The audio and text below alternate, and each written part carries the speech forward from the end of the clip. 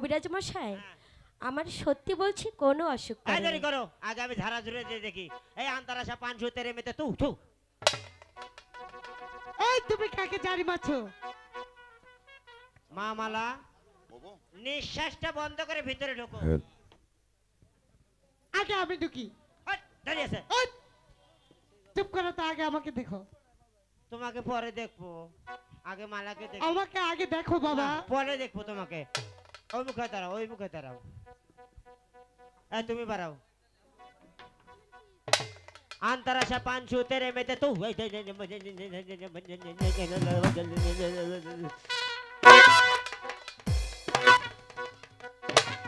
নিঃশ্বাস বন্ধ করে বের হয়ে যাও মা, বের হয়ে যাও। এই তুমি মালার সঙ্গে থাকো। হ্যাঁ হ্যাঁ, তোমারও বাতাস লাগছে, তুমি এই মুখে হও, ওইদিকে হও, এখানে খাড়াও, এখানে খাড়া হও। এই আন্তরাশা পাঁচশো তেরে মেতে তু।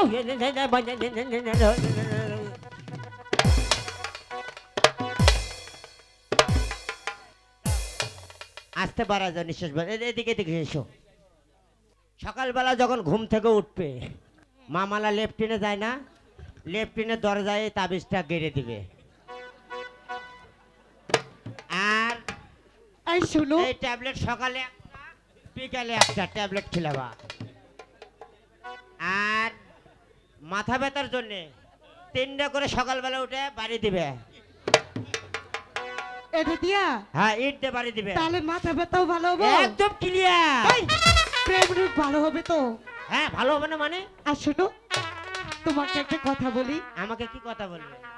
শোনো, আসলে বলো তো আমার সখী কি প্রেমে পড়েছে?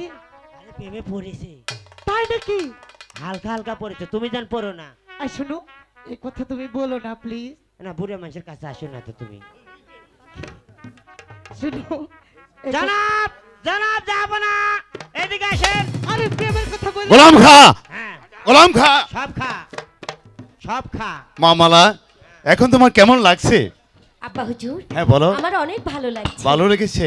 এই মা রাশেদা, গোলাম খা, তাবিজ ওষুধগুলো নিয়ে যাও। কবিরাজকে আশাতীত বকশিস দিয়ে বিদায় করো। আমি তাই করছি জনাব।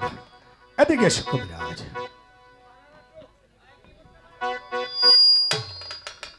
শোনো কবিরাজ, তুমি খাজানচিখানা থেকে তুমি তোমার প্রাপ্য নিয়ে চলে যাও। যাই।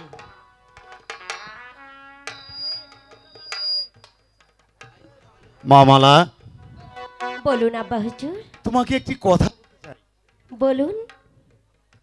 আলিগড়ে যুদ্ধের সময় আমি গোলাম খাঁকে কথা দিয়েছিলাম, যদি আলিগড়ে যুদ্ধে জয়লাভ করতে পারে তাহলে